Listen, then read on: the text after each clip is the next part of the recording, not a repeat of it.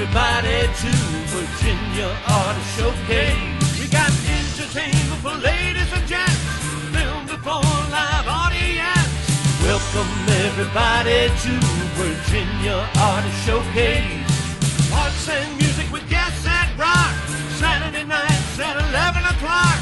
Welcome everybody to Virginia Auto Showcase.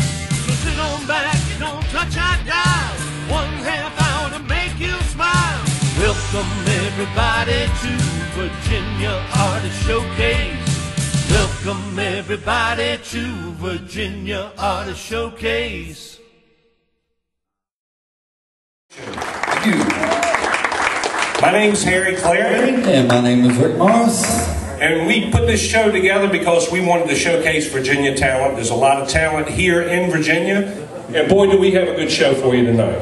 Yes, we do. Tonight's special guest, great musician, longtime friend ever since we were little kids, Mr. Keith Horne.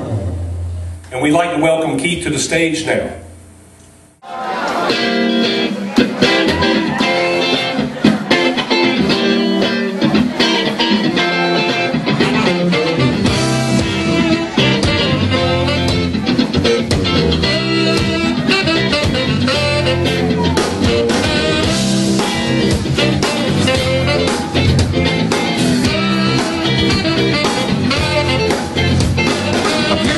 For your love, everything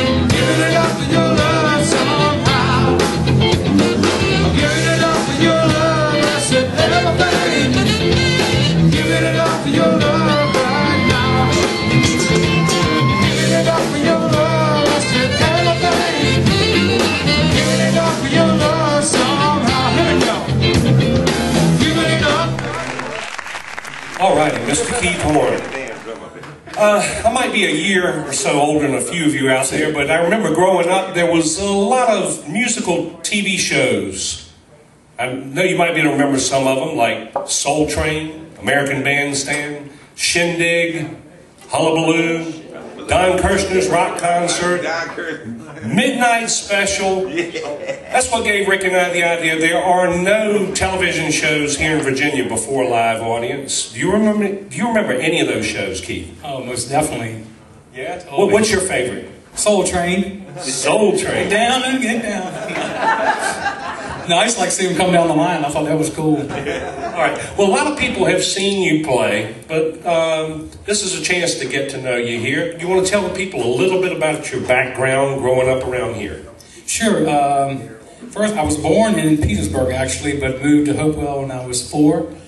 And started playing guitar at 6, but I was going to gigs with my dad at age 4 up in Petersburg and different, Hopewell Moose Lodge and different Moose Lodges around the Tri-City areas, and got really interested, and he would start getting me up to sing, and then I started getting money given to me by the older folks for singing, so I was like, wow, this is like really cool. And then my dad's band would get upset because I would make more money than they would at 6 years old. So your dad was very influential in your career. He was. Yeah, he got me started on guitar and showed me the basics, and then I started listening to guys like Jerry Reed was a big influence on me, and Merle Haggard's guitar player, Roy Nichols, and Elvis Presley's guitar player, James Burton. They were all three chicken pickers. So I really got into that. And, you know, and I have many other influences on guitar. Like I said, George Benson's a big influence on me as far as the jazz stuff. But starting on guitar was those three guys mainly. Well, it's funny, you named Jerry Reed first, and I think he's one of the most underrated guitar players probably ever. That's definitely. For those of you that don't play, Jerry Reed played five-finger style. A lot of people played two or three, but Jerry Reed was just a special man. Yeah, he was, I mean, a very accomplished guitar player, and, you know, some buddies of mine always known him as the guy smoking the band, and then they had no idea he could play guitar the way he did. And he used to play on the Glenn Campbell show, as I used to watch when I was a kid. And Glenn Campbell is no slouch himself. I love Glenn Campbell. He's amazing and played on many records like Beach Boys and stuff like that people had no idea. And Jerry Reed did a lot of novelty songs. Yes, oh yeah. When you're hot, and smoke that cigarette. Yeah, yeah. You got the I got the Shaft, and you got the Gold Mine. And what was the one? Amos Moses. Amos Moses was his probably most popular as far as the guitar thing, and he came up with an instrumental called the Claw that I learned at a young age. A really challenging song to learn. Well, the first time I ever heard of you, Keith, was Whitney Jones was running sound for a band I was in. He says, "You got to see this guy, Keith Horne." I believe you were in high school. You might have been in 9th, 10th grade, and you were playing at the Hopewell Talent Show. Yeah. And we all came up to see you, and that was the first time. Wow. The first time we heard of you. But when was the moment that you knew that you were going to be a musician by trade? Wow. The moment, probably the first time I ever, I got to play the Mosque. Well, now it's called the Landmark. I got to play the Mosque when I was 9 years old. And that was the moment I knew this is what I want to do, and that's what I'm going to do, you know, no matter what it takes. And so I'd say that was probably the moment. All right. And I was playing drums at the time, actually. I heard you were a drummer first. Yeah, I was a drummer before I was a bass player. And that's how the whole upside-down bass playing thing came from. I was playing drums at the time, and our bass player kept leaving his bass over at our house. And I already played guitar, so I knew, you know, the fundamentals of the bass is from guitar. And I picked it up, and within a couple of days' time, I had pretty much kind of learned my dad's whole country show. And the bass player that was in our band was originally a drummer and a much better drummer than I was. So I told him one night, "Hey, we need to switch. Let me play bass and you play drums." And we did, and we played like that for 8 years. As me as the bass player, him as the drummer. Right. Well, you play drums, you play bass, you play guitar, you play pedal steel. Mm-hmm. Good singer. No, but you're not. You're a great singer. Oh, thanks. Any other instruments you play? No, I've dabbled with stuff like banjo. The only thing, playing banjo upside down is kind of like useless. Because you have to have that roll, and to do it upside down just doesn't make any sense. I don't know. It might give it a whole different sound. I've messed with mandolin. My dad tried to get me started on fiddle first of all, and I just like, I don't want to play that thing. Well, after seeing you play, I don't want to play anymore. I'll just strum from now on. And I notice when you play, it looks like it takes you into another dimension. I mean, people can see when you play that you love music. And I'm a firm believer that everyone who gets really good on their instrument has to love it. Well, yeah, I mean, I definitely should. You know, it's what we call practicing woodshedding. You know, hours and hours. Even when I was playing gigs in Richmond at clubs, I would come home, you know, 2 o'clock in the morning, and I would stay up till 5 practicing stuff that I heard that night, you know, trying to learn. So, but yeah, you know, it's like, it just becomes an extension of you, and I just, you know, especially when I'm playing more of the jazz stuff, I get into a zone and just kind of go off in another world, you know, and don't even realize what surroundings are around me. I just try to keep playing. Yeah, Jim Atkins was here last week, and we talked about jazz music. He plays smooth jazz. Mm-hmm. It makes you feel good. It puts you in a good mood. Yeah. Jazz your favorite? I don't know. It all depends on my mood, because You know, my iPod consists of everything from Kid Rock to Rage Against the Machine to, you know, Sarah Vaughan, Ella Fitzgerald, and to, I mean, just everybody. I like all kinds of music, but playing bass, it's, you know, definitely a little more challenging to play jazz than it is to play rock and country. You know, there's a lot more to it, a lot more. It's more of a voice than it is in some other genres of music. But it's starting to become a voice even in country now a lot more. You're starting to get to play more instead of bum, bum, bum, or bum, bum, bum. You get to be a voice heard in the music. Well, that's one thing I've always liked about you, Keith. Even though you're able to burn it up, you always give the song what it needs. Well, that's something I learned at a young age, and thanks to my dad for telling me that, because there were some players growing up around the area. They were great players, but sometimes, you know, people didn't want to hire them to play because they played so much all over the singer and everything. And I learned that at a young age, you know, play the song, and then if it's your turn to shine, then go ahead and do it, you know, if you can, you know. So I learned that, and it's been great. I mean, moving to Nashville was a big plus for that, because if you go down there and, you know, just playing everything you know in a song, it's like, nah, you know, they're not going to hire you. You know, you got to play the song. You got to stay in the pocket. Yeah, exactly. That's what it's all about. That's what people feel. They don't feel all the crazy flying notes. They feel the music, you know, the beat of it, the groove of it. So that's the song. And people want to hear the song the way the song was popular. What made it a hit? Me too. I mean, you know, when I used to go see concerts in Richmond, you know, I wanted to hear the people play the song just like they recorded it. You know, I wanted to hear it that way. You know, when I saw the Eagles do Hotel California, I wanted to hear those licks on guitar. I didn't want to hear a bunch of other solos. That's what I wanted to hear. Yeah, there's certain songs you have to play them the original way. Yes. Because you can't do it any better. Exactly. Exactly.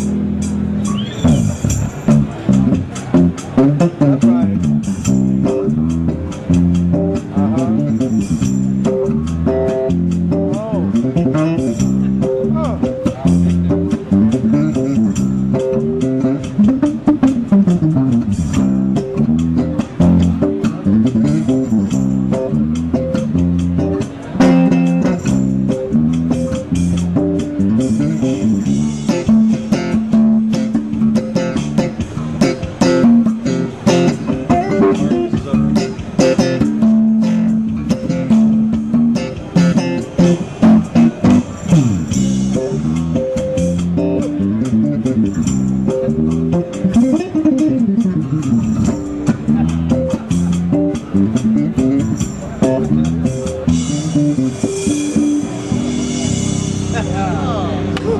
on, ladies. Keep on. Don't stop there, man.